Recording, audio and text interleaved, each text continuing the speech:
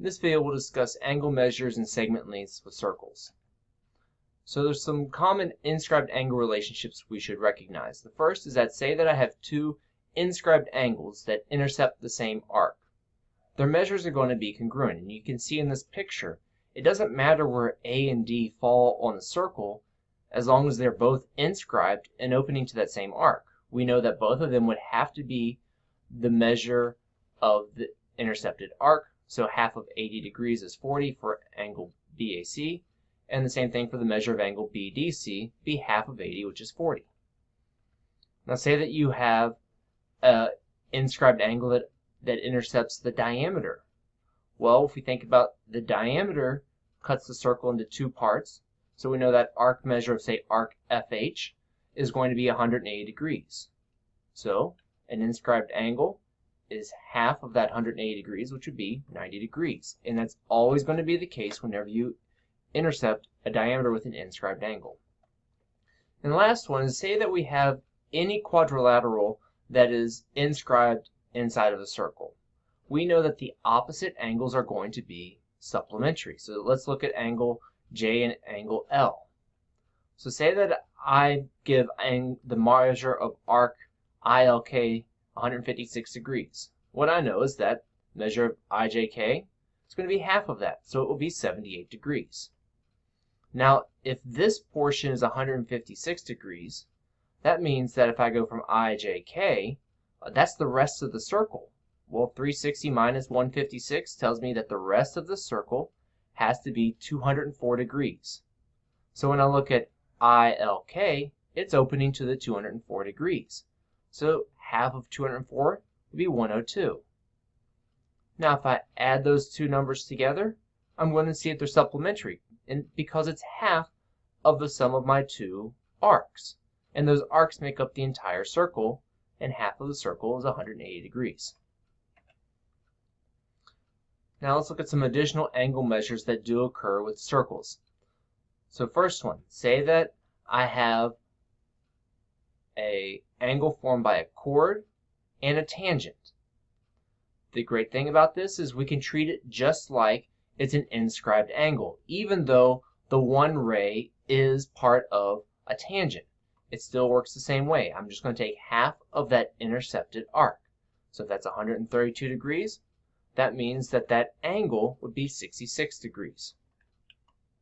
Now say that I have an image where I have two chords that are intersecting each other, and I want to know, well, what's the measure of QUR, this angle right here? It's not inscribed, and it's not a central angle. So how can I deal with it being inside there?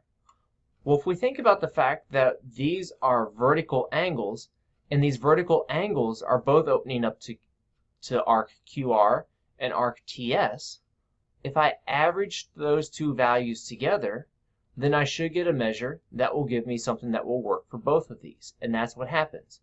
Because of the vertical angles, we know those two angle measures have to be the same, so we average our two arcs. So if I average these two, 190 divided by 2, that would mean that QUR and TUS would have to both be 95 degrees.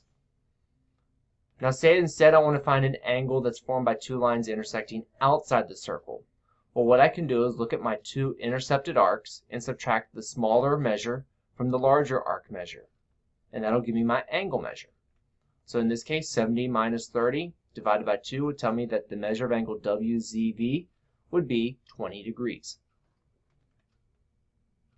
Now there's also some segment measures in circles that we should recognize. For example, when two chords cross each other, if I take the individual pieces and multiply them, then those two products will be equal.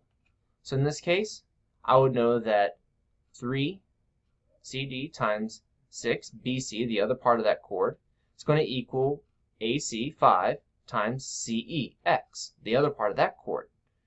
And when I do that, I just solve it like a typical equation. I'd find out that X would have to be 18/5. Now in the next one here, I have two secants intersecting at a point outside the circle. If I take the outside and I multiply it by the total length of that segment, and then take this outside and multiply it by the total length of this segment, then those two values will be equal. So if I take 4 times the total length, 6, and then I take 3 times the total length. Well, what's that total length?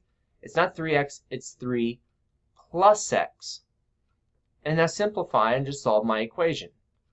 So this becomes 6. I distribute my 3 to get my 9 plus 3x, and I eventually end up with this being 15 centimeters for the segment JG, that measure. Now say instead I have a tangent and a secant. This one, it follows the same pattern. It's just I gotta think, when I'm tangent, my outside and my total are the exact same thing. So say I label my parts here. My outside, x, times my total, which is also x. My outside, 3, times my total, which is 9 plus 3, or 12. 3 times 12 is 36, and then x squared means I need to take the square root and end up with it being 6 feet long.